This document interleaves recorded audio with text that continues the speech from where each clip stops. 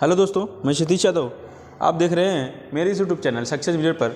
दोस्तों, जैसा कि जानते हैं, उत्तर प्रदेश पुलिस का जो बैच चल रहा है, इसमें रीजनिंग हिंदी का एक टॉपिक अलग अलग चल रहा है। उसी टॉपिक में आपको मैं संज्ञा सर्वनाम पढ़ा चुका था। आज उसी क्रम में क्रिया चलेगा। संज्ञा सर्वनाम की बात की जाए दोस्तों, वर्णमाला जो हुआ, हिंदी भाषा का विकास हुआ, रचना हुआ, या हिंदी की कुछ प्रक्रियाएँ हुई, या क्या क्या सम्मेलन हुए, ये सब मैं हिंदी में जो बहुत ही इंपॉर्टेंट हो, जो कहीं नहीं मिलता, मैं आपको पढ़ा चुका हूँ। कौन सी पत्रिका किससे जारी होती है, ये सब आपको मैं पढ़ा चुका हूँ। अब केवल मोटा मोटा संज्ञा सर्वनाम, क्रिया विशेषण, अव्यय, तत्सम, तद्भव, विलोम, सूत्र, पर्यायवाची, अनर्कार्थी, अनर्कार्थी, मुहावरा, ये सब आपको पढ़ाना है दोस्तों। अलंकार, छंद, रस एक ही दिन में कंप्लीट करेंगे। एक ही टॉपिक में ट्रिक्स बताएंगे आपको। ठीक है दोस्तों, तो आज मैं आपको क्रिया को पढ़ाने चल रहा हूँ, जिसमें मैं आपको रीजनिंग इसके पहले वीडियो में प्लेलिस्ट में जाइए, वहाँ पे रीजनिंग का टॉपिक या वीडियो पढ़ा हुआ है, वहाँ रीजनिंग देखते रहिए। मैं रीजनिंग में कोडिंग डिकोडिंग से लेकर ब्लड रिलेशन और नंबर सिस्टम एनालॉजी और alphabet analogy, number series, alphabet series, उसके बाद कैलेंडर, घड़ी, उसके बाद पासा, डाइस, यह चल रहा है दोस्तों। उसमें आप पढ़िए। और जो वीडियो पढ़ा है इतिहास, भूगोल, नागरिक शास्त्र, अर्थशास्त्र का, उसमें प्लेलिस्ट में पढ़ा है, जाइए आप पढ़िए। प्रधानमंत्री का, मुख्यमंत्री का वीडियो क्या है, भूगोल में कैसा, कौन सा ग्रह कौन सा नज़दीक है, ये सब पूरा ग्रह के बारे में क्या है, पूरा भूगोल, विश्व का भूगोल, भारत के भूगोल, उसमें पढ़िए आप जाके। वहाँ पे आपको मैं भेजा हूँ, वहाँ पे पढ़ते रहिए। यहाँ पे जो मैं हिंदी पढ़ाऊँ, रीजनिंग पढ़ाई पढ़ते रहिए। तो आज मैं फिर, क्योंकि पेपर अभी ज़्यादा दिन नहीं है, पेपर 17-18 को पेपर है, तो इसलिए आप सब जितना मेहनत कर सके करिए। चलिए हम अपने टॉपिक पाते हैं, नहीं काफ़ी बड़ा वीडियो हो जाएगा दोस्तों। टॉपिक हमारा क्या है आज? क्रिया। आज हम क्रिया को ऐसा पढ़ेंगे कि फिर कभी क्वेश्चन ना बचे। ठीक, और किस तरह क्वेश्चन आते हैं सब बता देंगे दोस्तों। ठीक है, तो क्रिया क्या है? जिस शब्द से किसी काम का करना या होना पाया जाए, उसे हम क्रिया कहते हैं या कहलाता है। जिस शब्द से किसी कार्य का करना या होना पाया जाए, उसे हम क्रिया कहते हैं दोस्तों। ठीक, अब क्रिया तो है, क्रिया किससे मिलकर बना होता है? धातु से। अब धातु क्या है? धातु। क्रिया की रचना जिस मूल शब्द से होती है, यानी क्रिया की रचना जिस मूल शब्द से होती है, उसे धातु कहते हैं। क्रिया क्या है? किसी शब्द से किसी काम का करना या होना पाया जाए, उसे क्रिया कहते हैं। क्रिया जिस मूल शब्द से मिलकर बनी होती है, उसे हम धातु कहते हैं। ठीक है दोस्तों, अब आगे चलते हैं। जैसे धातु क्या है, इसे जानेंगे। जैसे दौड़, जा, खेल, पढ़ आदि। पढ़, नाच, उठ, बैठ, ये सब हमारी धातु हैं। अब धातु में जब प्रत्यय लगता है तो वह यौगिक बन जाता है, वह एक क्रिया बन जाती है दोस्तों। जैसे अब ये तो हम जान गए, धातु है हमारा दौड़, जा, खेल, पढ़, बैठ आदि। ठीक, तो धातु के भेद व्युत्पत्ति या रचना के आधार पर धातु दो प्रकार के होते हैं। व्युत्पत्ति या रचना के आधार पर धातु दो प्रकार के होते हैं, एक मूल धातु, एक यौगिक। मूल धातु स्वतंत्र होता है, यह किसी से मिलकर नहीं बनता, यह स्वतंत्र होता है। लेकिन यौगिक यह स्वतंत्र नहीं होता, यह प्रत्यय के योग से बनता है। यह यौगिक जो है, यह स्वतंत्र नहीं होता, यह प्रत्यय के योग से बनता है। तो मूल धातु पढ़, लिख, खा, गा, चल, लड़, यह सब है। ठीक, लेकिन यौगिक में अब ना प्रत्यय जोड़ने से, तो यही मूल धातु में यौगिक में ना प्रत्यय जुड़ने से मूल यौगिक बन गया। जैसे अब पढ़ था, ना जोड़ दिए पढ़ना, लिख था, लिख में ना जोड़ दिए लिखना, तो यह यौगिक हो गया दोस्तों। मूल धातु में प्रत्यय जोड़ने पर, कुछ न कुछ प्रत्यय जोड़ने पर यौगिक बन जाता है। तो वही यौगिक मूल धातु में यह स्वतंत्र नहीं होता, मूल धातु में प्रत्यय जोड़ने पर यौगिक बन जाता है। पढ़ से पढ़ना, लिख से लिखना, खा से खाना, गा से गाना, चल से चलना, लड़ से लड़ना, यह सब हमारा यौगिक हुआ दोस्तों। ठीक है, अब चलेंगे यौगिक धातु क्या है, यौगिक धातु जानेंगे। ठीक, तो यौगिक धातु बात की जाए तो यह 3 नामों से जाना जाता है। यौगिक धातु 3 नामों से, एक होता है नाम धातु, एक होता है यौगिक क्रिया, एक होता है प्रदार्थक क्रिया। क्वेश्चन दोस्तों इससे भी बनेगा, यानी धातु क्या है और यौगिक में क्या है। अब इससे क्वेश्चन बहुत बनता है, प्रदार्थक क्रिया क्या है, नाम धातु क्या है। ठीक, नाम धातु क्रिया क्या है, तो नाम धातु क्रिया, प्रदार्थक क्रिया, यौगिक क्रिया। ठीक, अब यहाँ हम देखेंगे कि नाम धातु क्रिया क्या है।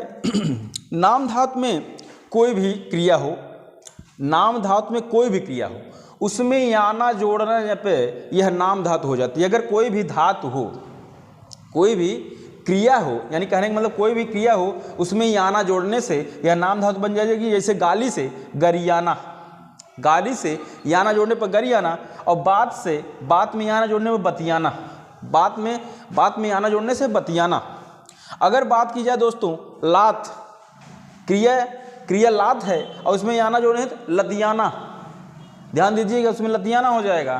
तो यहाँ पे ध्यान दीजिए, गाली में याना जोड़ने पर गरियाना, बात में याना जोड़ने पर बतियाना।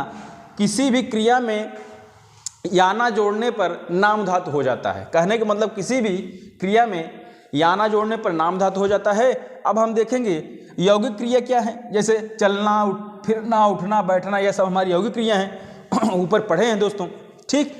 यौगिक क्या है। अब हम पढ़ेंगे प्रेरणार्थक क्रिया। प्रेरणार्थक क्रिया क्या है। प्रेरणार्थक क्रिया वह है किसी भी क्रिया के मूल धातु में आना और वाना जोड़ने पर जो बनेगा उसे प्रेरणार्थक क्रिया कहते हैं। जैसे मूल धातु में, जैसे कहना का मतलब प्रेरणार्थक क्रिया दो भाग होते हैं, एक मूल, एक द्वितीयक प्रेरणार्थक क्रिया, एक तृतीयक प्रेरणार्थक क्रिया, ठीक। तो यहाँ पे देखिए मूल क्या है, उठना। मूल क्या है दोस्तों, उठना है। अब उठना में ध्यान दीजिए, आना जुड़ जाएगा तो हो जाएगा उठाना, आना जुड़ा हो गया उठाना। फिर उसके बाद उड़ना, उड़ना में आना जोड़ना हुआ हो गया उड़ाना, हो गया उड़ाना, ठीक। उसके बाद तृतीय प्रेरणार्थक क्रिया क्या है, तृतीय प्रेरणार्थक क्रिया क्या है। जैसे इसमें जुड़ता है वाना, तृतीय प्रेरणार्थक क्रिया में क्या जुड़ना है, वाना जोड़ते हैं। जैसे उठना के क्या लिख देंगे वाना जोड़ के, उठवाना। उड़ना के वाना जोड़ेंगे उठवाना, उड़वाना, उठवाना, उड़वाना। ध्यान दीजिएगा। अब क्वेश्चन कैसे बनता है, क्वेश्चन किस तरह से बनेगा। क्वेश्चन यहाँ पे ऐसे रहेगा, अब जैसे दिया रहेगा कि पढ़ना का द्वितीयक प्रेरणार्थक बताइए। पढ़ना का द्वितीयक प्रेरणार्थक, द्वितीयक में बोल रहे हैं हम आना जुड़ता है तो इसमें बोलेंगे पढ़ाना। इसको क्या बना देंगे, पढ़ना का हो जाएगा पढ़ाना, ठीक, पढ़ाना। अब कहेंगे क्वेश्चन फिर बनेगा, बताइए पढ़ना का तृतीयक प्रेरणार्थक बनाइए तो हो जाएगा। तृतीयक प्रेरणार्थक में क्या जुड़ता है, वाना जुड़ता है, और वाना जुड़ता हो तो हो जाएगा पढ़वाना, पढ़वाना। इस तरह से क्वेश्चन इसमें बनता है दोस्तों, ठीक। अब क्वेश्चन बनेगा, बताइए ऐसे बनेगा, दे दिया उठवाना, कह रहा है कि प्रेरणार्थक तृतीयक प्रेरणार्थक उठवाना है, इसका मूल शब्द बताइए। तो इसका मूल शब्द होगा उठना, उठना इसका मूल शब्द हुआ। द्वितीयक में आना जुड़ता है, तृतीयक में वाना जुड़ता है, और नाम धातु में याना जुड़ता है, नाम धातु में याना जुड़ता है। कोई भी क्रिया हो नाम धातु में याना जोड़ते हैं, कोई भी क्रिया हो प्रथम प्रेरणार्थक में आना, द्वितीयक प्रेरणार्थक में और पहला प्रेरणार्थक में नाम धातु होता है मूल, द्वितीयक प्रेरणार्थक में आना, तृतीयक प्रेरणार्थक में वाना। यह सब अब आप जानते रहिए, इससे क्वेश्चन बहुत मिलता है दोस्तों। आगे चलते हैं, अब देखेंगे रचना के आधार पर क्रिया के भेद। तो दो भेद होते हैं, सकर्मक क्रिया, अकर्मक क्रिया। क्या दोस्तों, सकर्मक क्रिया, अकर्मक क्रिया।